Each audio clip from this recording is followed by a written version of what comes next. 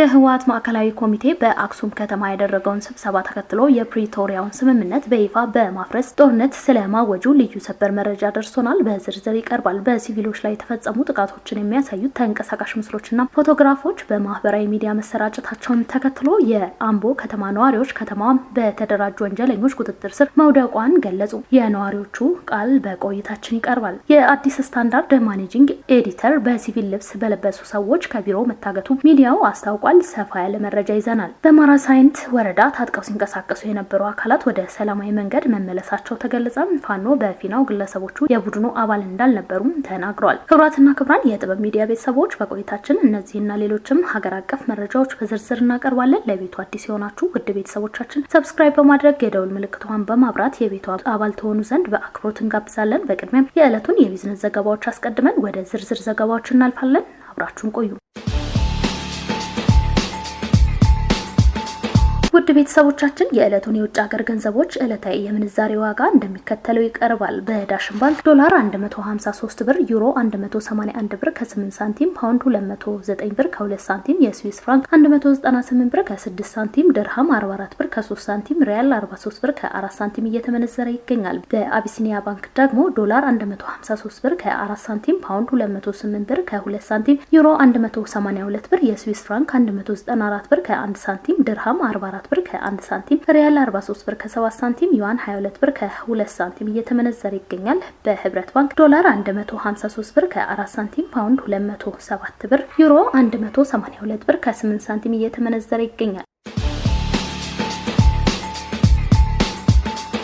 በሲቪሎች ላይ የተፈጸሙ ጥቃቶችን የሚያሳዩ ተንቀሳቃሽ ምስሎችና ፎቶግራፎች በማህበራዊ ሚዲያ መሰራጨታቸውን ተከትሎ የአምቦ ከተማ ነዋሪዎች ከተማዋ በተደራጁ ወንጀለኞች ቁጥጥር ስር መውደቋን ገለጹ። በኦሮሚያ ክልል ምዕራብ ሸዋ ዞን የአምቦ ከተማ ነዋሪዎች በጥቃት በማስፈራራት ተጠያቂነት በሌለበት ወንጀሎች ሳቢያ በከፍተኛ ፍርሃት ውስጥ እንደሚገኙ ገለጹ። ባለፉት 2 ቀናት በማህበራዊ ሚዲያ ላይ የተሰራጩ በርካታ ተንቀሳቃሽ ምስሎችና ፎቶግራፎች መረጃዎች የ120 ተብሎ በሚጠራው የተደራጀ ቡድን በከተማዋ ሲቪሎች ላይ የሚፈጸሙን ከፍተኛ በደል ትኩረት እንዲያገኝ አድርጎታል። በርካታ መልእክቶች እንደሚገልጹት በዚህ የተደራጀ ቡድን የአደባባይ ድብደባ፣ ያለአግባብ እስር፣ ዝርፊያና ግድያ እንደሚፈጸም ያሳያሉ። ድምጻችን እንዲሰማ ያሉ ነዋሪዎች ግን ባለፉት 2 ዓመታት ውስጥ በአሰቃቂ ሁኔታ እየኖሩ ስለመሆናቸው ይገልጻሉ። በተደራጁ ወንጀለኞች ቁጥር ስር ባለች ከተማ ውስጥ ነው የምንኖረው ሲሉ አንድ ነዋሪ ተናግረዋል። በቀን ሰዎች እየደበደቡ ይንቀሳቀሳሉ፣ በሌሊት ደግሞ ወደ ቤታችን ይመጣሉ። ሰዎች ለመናገር እንኳን ፈርተዋል ብለዋል። በስፋት በተሰራጩ በርካታ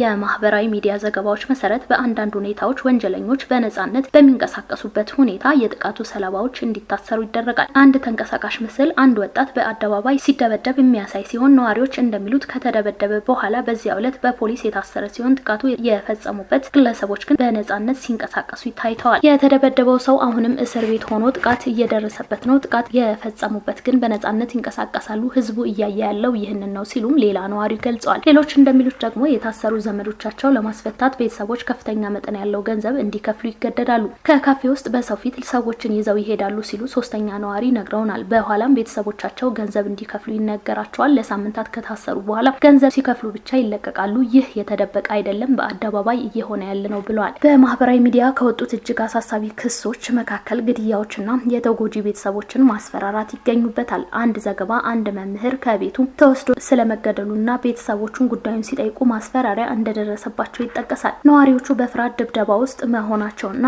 በአንዳንድ ሁኔታዎች በአካባቢው የህግ አስከባሪዎች ተሳትፎ እንዳለ የሚጠቁሙ መልእክቶች እንደደረሱት አዲስ ስታንዳርድ ዘግቧል። ድርጊቶቹ በፖሊስ ፊት እንኳን ቢፈጸም ምንም እርምጃ አይወሰድም ሲሉ አራተኛ ነዋሪ ገልጸዋል። አንዳንዶቹ ደግሞ ፖሊስ የዚህ ድርጊት አካል ነው ይላሉ። ሰዎች አሁን በማህበራዊ ሚዲያ መናገር የጀመሩት ለዚህ ነው ብለዋል። ይሁን እንጂ የአምቦ ከተማ ኮሚኒኬሽን ቢሮ በሚያዝያ 6 ቀንና 7 ቀን 2018 ዓ.ም ባወጣቸው 2 መግለጫዎች ድርጊቶቹ ከመንግስት መዋቅር ጋር ግንኙነት አላቸው የሚለውን መረጃም አስተባብሏል። በሚያዝያ 7 ቀን ባወጣው መግለጫም የተለያዩ ወንጀሎች ፈጽሟል የተባለው ካሳዬ ቀነኒሳ የተባለ ግለሰብ በህዝብ ጥቆማ በጸጥታ መያዙ ገልጸዋል። በሚያዝያ 6 ቀን ባወጣው መግለጫ ደግሞ በግለሰቦች የሚፈጸሙ ወንጀሎች መንግስትን አይወክሉም በማለት እየተሰራጩ ያሉ ዘገባዎች የከተማዋን አስተዳደር ለማዳከም ያለመ የስም ማጥፋት ዘመቻ አካል ናቸው ብለዋል። መግለጫው ካሳዬ በአንድ ግለሰብ ላይ ጥቃት ሲፈጽም የሚያሳየው ተንቀሳቃሽ ምስል በግለሰቦች መካከል የተፈጠረ የግል አለመግባባት አለመግባባት እንደሆነ ጠቅሶ ባለስልጣናት በአራት ተጠርጣሪዎች ላይ ህጋዊ እርምጃ መውሰዳቸውና ሌሎች እያደኑ መሆኑን ገልጸዋል። ሆኖም አስተያየት የሰጡ ነዋሪዎች ይህንን የመንግስት መግለጫ ስህተት እንደሆነ ይገልጻሉ። ይህ የግል አለመግባባት አይደለም ያሉ አንድ ነዋሪ ተመሳሳይ ድርጊት ደጋግሞ ሲፈጸም፣ ሰዎች ሲደበደቡ፣ ሲታሰሩና ገንዘብ እንዲከፍል ሲገደድ እንዴት የግል ግጭት ሊባል ይችላል? ህዝቡ ምን እየሆነ እንደሆነም ያውቃል ሲሉም ተናግረዋል። ሌላ ነዋሪ በመንግስት መግለጫዎችና በእውነታው መካከል ስላለው ተቃርኖ ሲገልጽ ሁኔታው የተረጋጋና ቁጥጥር ስር መሆኑ ይነገራል። ነገር ግን እየኖርንበት ያለው እኛንን ሁሉም ነገር የተለመደ ከሆነ ለምን ይህን ያህል ብዙ ሰዎች ተመሳሳይ ታሪኮች ይዘው ይወጣሉ ብለዋል። አንዳንድ የማህበራዊ ሚዲያ መልእክቶች በዚህ የተደራጀ ቡድንና በአካባቢው ባለስልጣናት መካከል ግንኙነት እንዳለም ይገልጻሉ። ይሁን እንጂ አዲስ ስታንዳርድ እነዚህ ክሶች በራሱ መንገድ ማረጋገጥ አልቻለም። ሌሎች በማህበራዊ ሚዲያ የሚሰሙ ድምጾች የተረጋገጠ ማስረጃ ሳይኖር ድምዳሜ ላይ ከመድረስ መቆጠብ እንደሚያስፈልግ በመግለጽ ትኩረቱ ድርጊቱ በማን ተፈጸመ ከሚለው ይልቅ ወንጀል ለፈጸሙ አካላት ተጠያቂነት ላይ እንዲሆን አሳስቧል። አንድ ነዋሪ ሲገልጽ ወንጀል ይበሉት ወይም ፕሮፓጋንዳ ህዝቡ እየተሰቃየ ነው፣ እኛ የምንፈልገው ጥበቃና እውነተኛ ምርመራ ነው ብለዋል።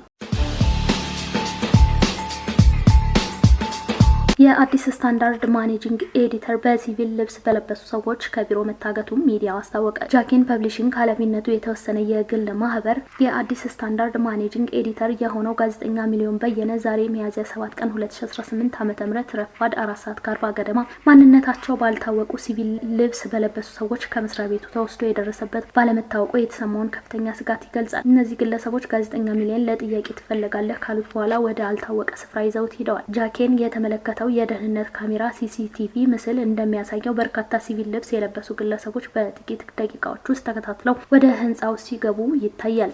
በምስሉም ቢያንስ 3 ባርኔጣ ማስክ ያደረጉ እንዲሁም 1 ባርኔጣ ማስክ ያላደረገ ግለሰብ በደረጃው አካባቢ ሲንቀሳቀሱና ተግባራቸውን ሲያቀናጁ ታይተዋል። ጥቂት ቆይታውም ጋዜጠኛ ሚሊዮን በቡድኑ ታጅቦ ከቢሮ ሲወጣ ይታያል። ግለሰቦቹ ድርጊቱ በታቀደና በተደራጀ መልኩ ሲፈጽሙ የታየ ሲሆን አንደኛው እየመራ ሌሎች ደግሞ ተከታትለውት ከህንጻው በጋራ ወጥተዋል። ከድርጊቱ በኋላ የጃኬን አመራሮችና የህግ ቡድኑ ጋዜጠኛ ሚሊዮን ያለበት ቦታ ለማወቅ ቀኑን ሙሉ ከፍተኛ ጥረት ሲያደርጉ የቆዩ ቢሆንም የአዲስ አበባ ፖሊስ፣ የፌዴራል ፖሊስ ኮሚሽን፣ የለሚ ኩራ ክፍለ ከተማ ፖሊስ መምሪያና የመሪ አካባቢ ፖሊስ ጣቢያ ሚሊዮን በየነ በእነሱ ቁጥጥር ስር አለመሆኑን አረጋግጠዋል። የፌዴራል ፖሊስ ኮሚሽን የኮሚሽነር ዳይሬክተር ጄይላን አብዲ ሚሊዮን በየነ በፌዴራል ፖሊስ ቁጥጥር ስር አለመሆኑን ገልጸዋል። በተጨማሪም የቀረበውን የደህንነት ካሜራ ምስል የተመለከቱ የአዲስ አበባ ፖሊስና የፌዴራል ፖሊስ ኮሚሽን ከፍተኛ የክትትል ክፍል ኃላፊዎች በምስሉ ላይ የሚታዩትን ግለሰቦች የእነሱ አባላት እንዳልሆኑና እንደማያውቋቸው አስታውቀዋል። ጃኬን ፐብሊሽንግ ኃላፊነቱ የተወሰነ የግል ማህበር የአዲስ አበባ ፖሊስና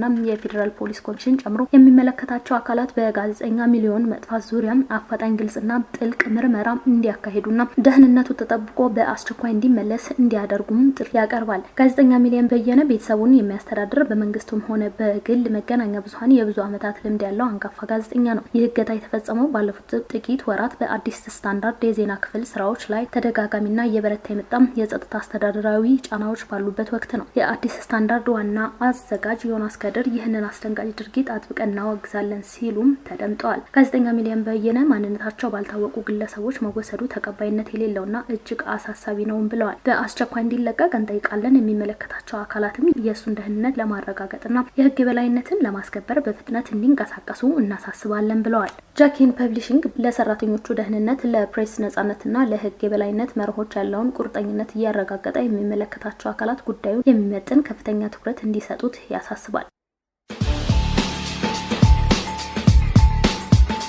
የህወሓት ማዕከላዊ ኮሚቴ ወቅታዊ መግለጫና የትግራይ ፖለቲካዊ ውጥረት በአክሱም ከተማ ስብሰባውን እያካሄደ የሚገኘውን የህወሓት ማዕከላዊ ኮሚቴ በትግራይ ክልል ያለውን ፖለቲካዊ መዋቅርና የሰላም ስምምነቱ ሂደት በእጅጉ የሚቀይር መግለጫ ዛሬ ምሽት እንደሚያወጣ ተጠቁሟል። ከምንጮች በተገኘው መረጃ መሰረት ማዕከላዊ ኮሚቴው የፕሪቶሪያው የሰላም ስምምነት መፍረሱን በይፋ የሚያውጅ ሲሆን በዚህም ስምምነት መሰረት ተዋቅሮ የነበረው የትግራይ ጊዜያዊ አስተዳደር ህልውና ማብቃቱ ይገለጻል ተብሎ ይጠበቃል። በምትኩም በ2012 ዓ.ም በተካሄደው ምርጫ ተመርጦ የነበረውና መስከረም 9 ቀን 2013 ዓ.ም ተደራጅቶ የነበረው የቀድሞ የትግራይ መንግስት ወደ ስልጣኑ እንዲመለስ መወሰኑ በመግለጫው ላይ በዝርዝር እንደሚሰፍር ታውቋል። ይህ ውሳኔ በተለይም ከግዛት አንድነት ጋር በተያያዘ ጥብቅ አቋም የያዘ ሲሆን የወልቃይት ጠገዴ ሰቲት ሁመራ አካባቢዎች በአስቸኳይ ወደ ትግራይ አስተዳደር እንዲመለሱ የሚጠይቅና ይህ ካልተፈጸመ ግን ክልሉን ሉዓላዊነትና የግዛት አንድነቱን ለማስከበር ማንኛውም አይነት አማራጮች ለመጠቀም ዝግጁ መሆኑን የሚያስጠነቅቅ መልእክት ይዟል። ማዕከላዊ ኮሚቴው ለዚህ ውሳኔዎች ተፈጻሚነት የትግራይ ህዝብና የሚመለከታቸው ያላቸው አካላት ሁሉ አስፈላጊውን ትብብር እንዲያደርጉ ጥሪ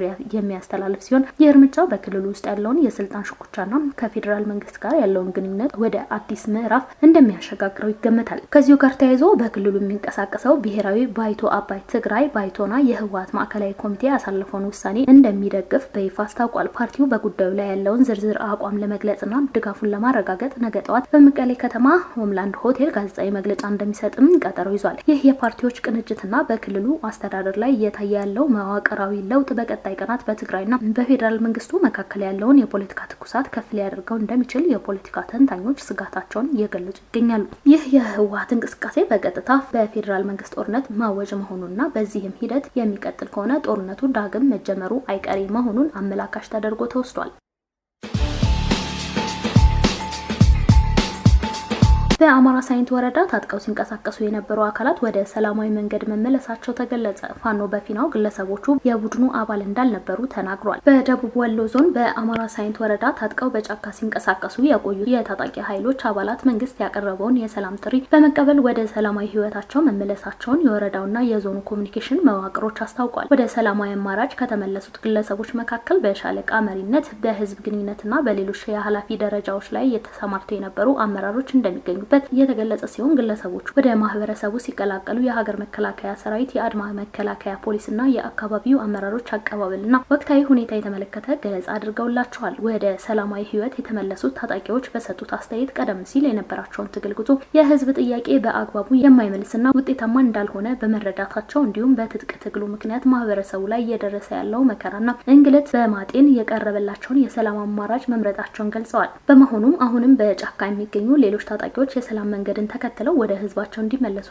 ጥሪ አቅርበዋል። በሌላ በኩል የአካባቢው የመንግስት አመራሮች በጦርነት የሚፈታ ችግር እንደሌለና ለዘላቂ ሰላም መረጋገጥ ሁሉም ወገን የበኩሉን ድርሻ መወጣት እንዳለበት አሳስበዋል። ይሁን እንጂ ይህ የመንግስት መግለጫና የታጣቂዎቹ ወደ ሰላም መመለስ ዜናን በተመለከተ በጫካ ከሚንቀሳቀሱ የፋኖ ታጣቂዎች በኩል ማስተባበያ ተሰጥቷል። የፋኖ አመራሮች በሰጡት ምላሽ ወደ ሰላማዊ ህይወት ተመለሱ የተባሉት ግለሰቦች ቀደም ሲል በትግሉ ውስጥ የነበሩ እንዳልሆኑ ወይም በተለያዩ ምክንያቶች ከቆይታ በኋላ የተለዩ ሊሆን እንደሚችሉ በመጠቆም ትግሉ አሁንም ግቡን እስኪመታ ድረስ ተጠናክሮ እንደሚቀጥልና መንግስት የሚያወጣቸውን መሰል መረጃዎች የታጣቂውን ሞራል ለመንካት የታለመ ናቸው በማለት አስተባብሏል። በአጠቃላይ በወረዳ የተጀመረው የሰላም አማራጭ በአንድ በኩል ግለሰቦች ወደ ሰላማዊ ኑሮ እየመለሰ መሆኑ ቢገለጽም በሌላ በኩል በትጥቅ ትግል ላይ የሚገኙ አካላት ግን አሁንም ጥያቄያቸው እንዳልተመለሰና እንቅስቃሴያቸውን እንደሚቀጥሉ በመግለጽ ላይ ይገኛሉ።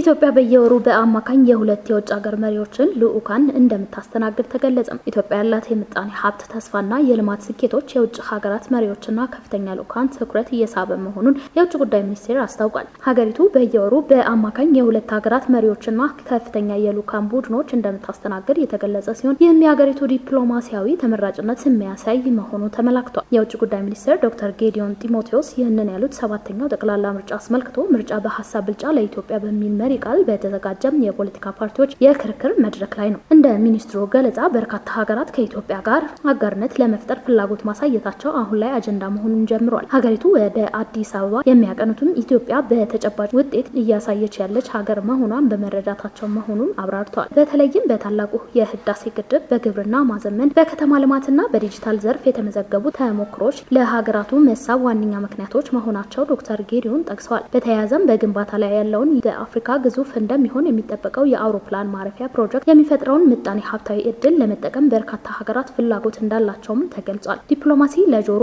የሚጣፍጥ ንግግር ብቻ ለመሆኑን የገለጹት ሚኒስትሩ ተቋማት በመገንባትና የሀገርን ኢኮኖሚ በማሳደግ ለትብብር ተመራጭ መሆን መቻል የብልጽግና ፓርቲ ዲፕሎማሲያዊ ስኬት መሆኑን ተናግረዋል።